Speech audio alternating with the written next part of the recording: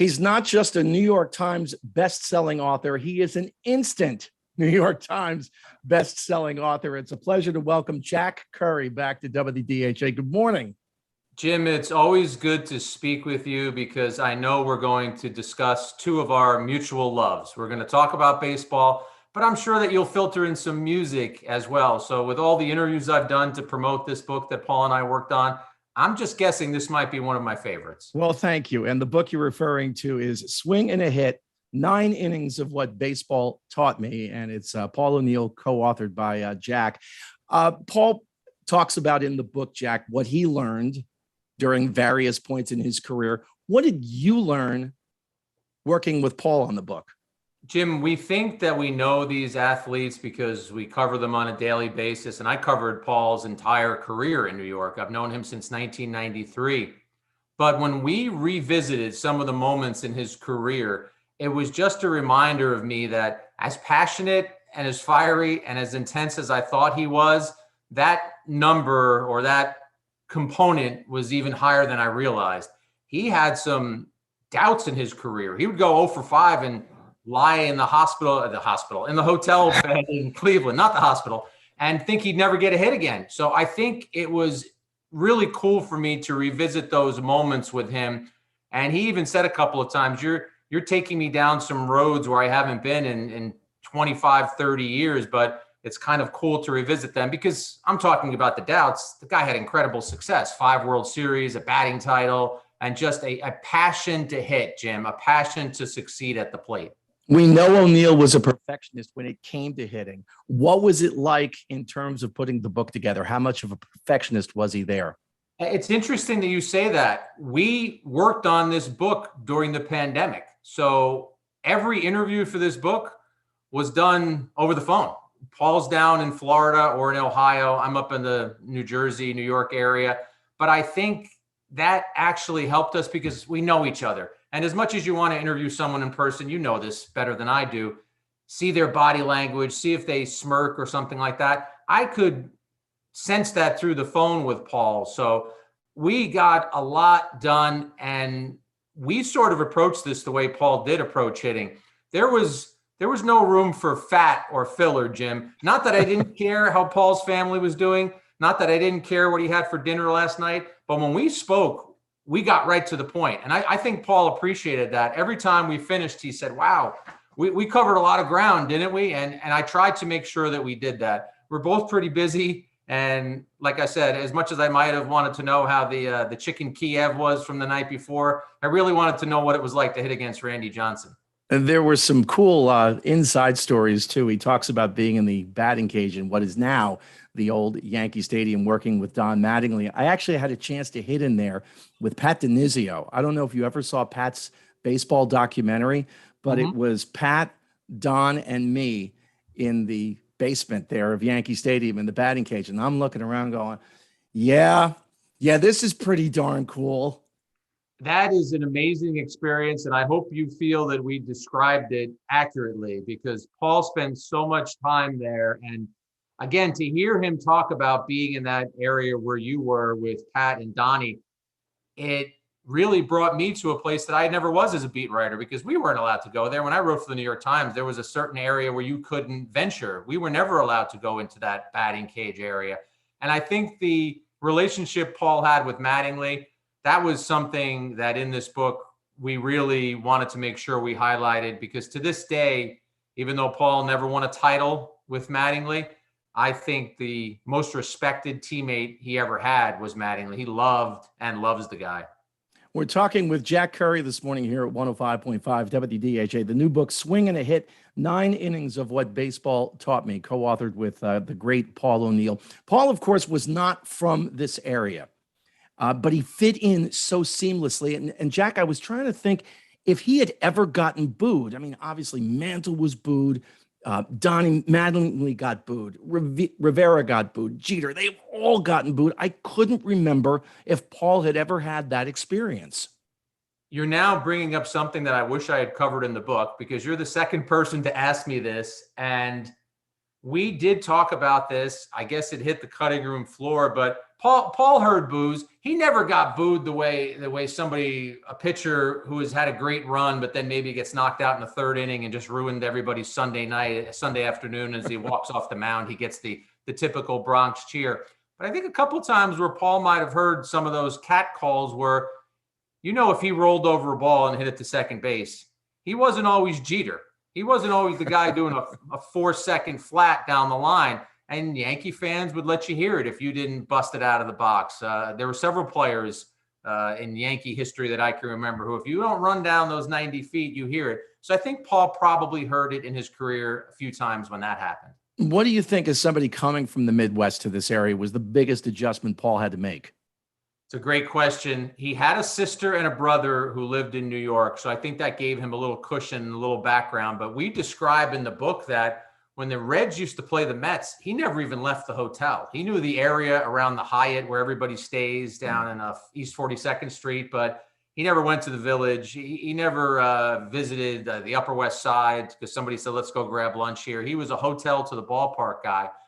I think, Jim, the adjustment for him came quickly because his fiery nature helped him. Lou Piniella, who he clashed with in Cincinnati, actually told Gene Michael, Yankee fans are going to love this guy because New Yorkers are going to see him trying hard. They're going to see him getting angry, and they're going to respect that and appreciate that.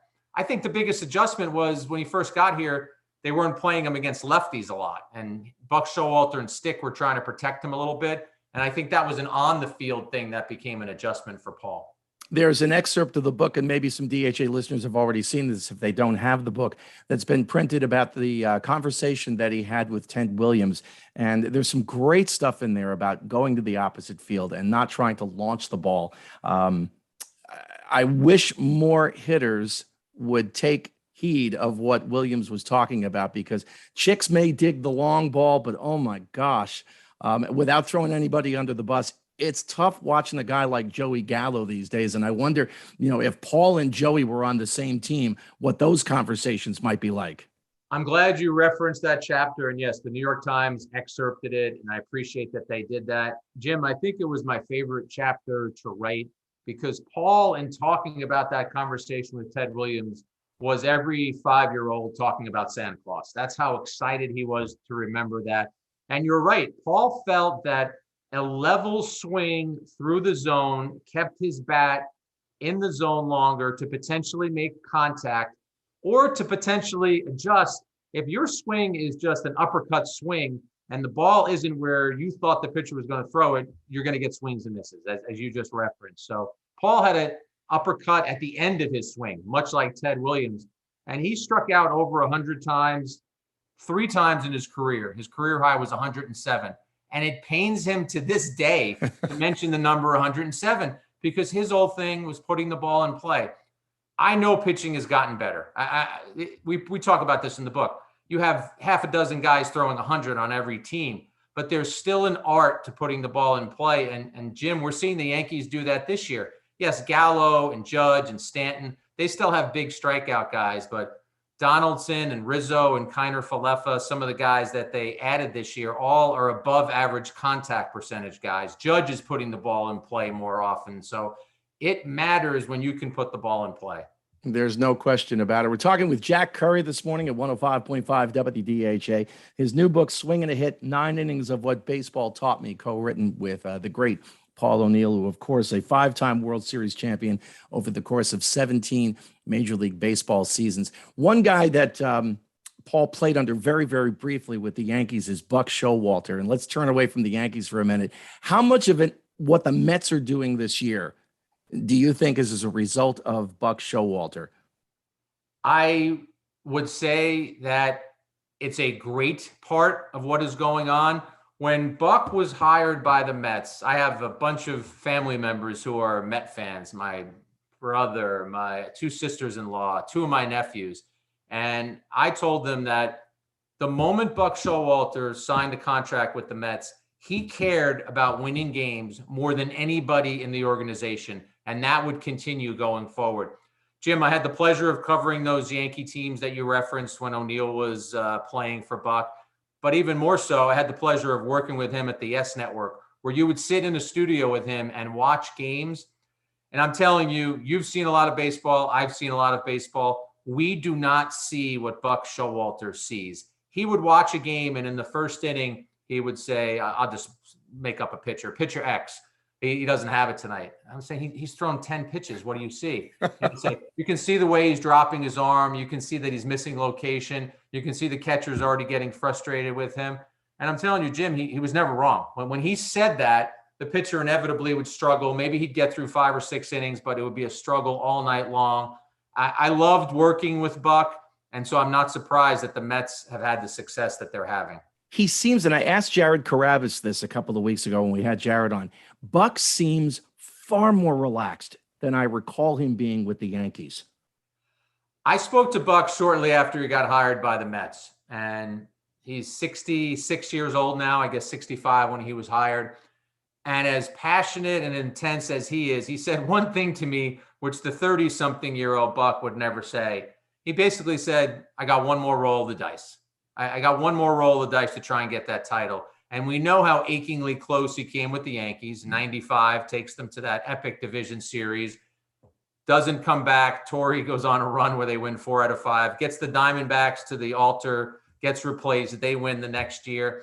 So I think there is a more relaxed state about him too, Jim. But I think that the passion still burns very intensely. And Buck makes sure that the team is accountable. He makes sure the guy who's putting the water into the water cooler is accountable. That's who Buck is. One funny little anecdote, when we watch the games Bob Lorenz is the host of the pregame show, great guy I've worked with for 13 years. We'd watch the game in his office. Jim, Buck would never sit down during the entire game. And it finally dawned on us, because he would stand right near Bob's desk. It finally dawned on us he was managing the game. He had never stopped being a manager. So I used to tease Bob and say, because you're closer to him, you're the bench coach.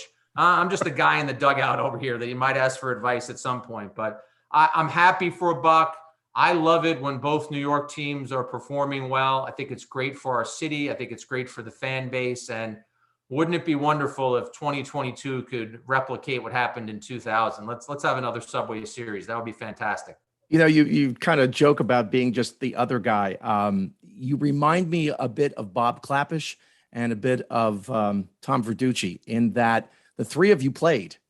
Yeah. And I think when you are able to sit down and talk with David Cohn, as you did in the book previous to this one, or sit down with Paul O'Neill, your experiences, granted, not at that high level, but your experiences as a player, much the same with Tom, much the same with Bob Clappish, who's still getting guys out in the Met League. I think that tends to deliver a different product and a different sense of the way you sit down and interview somebody.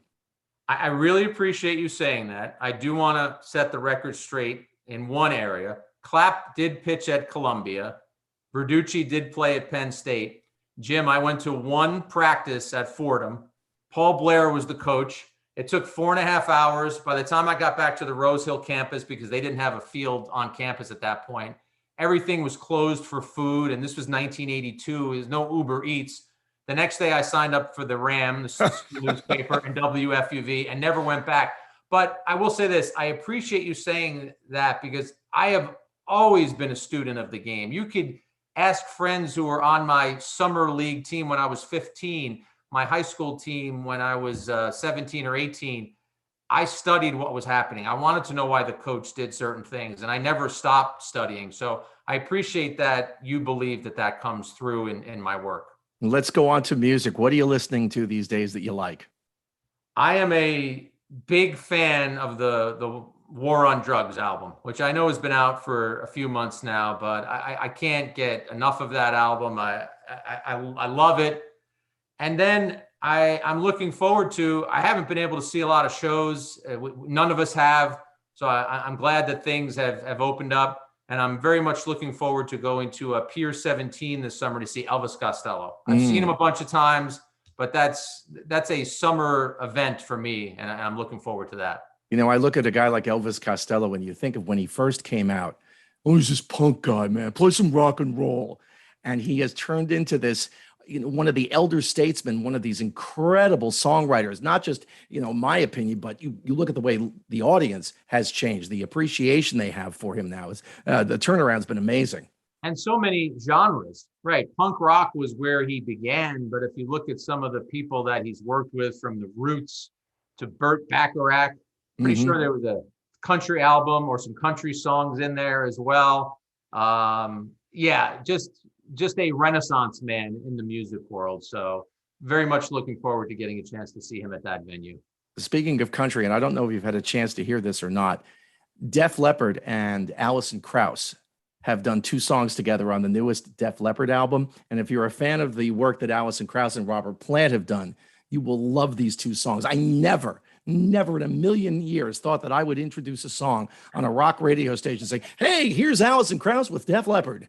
Well, I have not heard them, but I am taking notes right now, and that is something that I'm going to do as soon as our interview is over, because I'm a searcher. I'm always searching. I never want to stop listening to music. I have my wheelhouse. I have my Clash, my Ramones, my Talking Heads, my new wave stuff that I never stop listening to, but I always want to be aware of what's out and what's fresh too.